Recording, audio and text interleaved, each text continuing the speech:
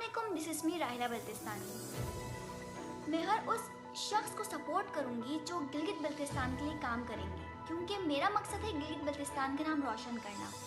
ऐसे मैंने देखा कि GB true news HD channel, जिस पर बशीर अज़मी साहब गिलगित बल्तिस्तान की तरक्की के लिए काम कर रहे, तो मुझे देख के बहुत अच्छा लगा, बहुत खुशी हुई। और मैं बशीर अज़मी साहब और उनकी टीम को थैंक्स कहूँगी कि वो गिलगित बल्तिस्तान की तरक्की के लिए काम कर रहे हैं। और बशीर अज़मी साहब को और उनकी टीम को मेरी तरफ से कामयाबी के लिए बहुत सारी दुआएं। मेरा नाम मोहम्मद नासिर है। मैं ओवरसीज़ पाकिस्तान से हूँ। GB HD ट्रू न्यूज़ को मेरी बेस्ट विशेष। इस तरह की चैनल लॉन्च करना गिलगित बल्तिस्तान के लिए बहुत बड़ी खुशी की बात है।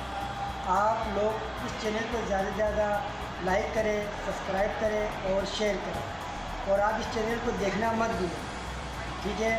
और मेरी गिलगित बल्तिस्तान के आवाम से अपील है कि आप इस चैनल को ज़्यादा से ज़्यादा ताउन करें, और जो भी आपके पास वीडियो ऐसा पैगाम आए तो इस चैनल को आप ज़रूर देखें। Thank you very much.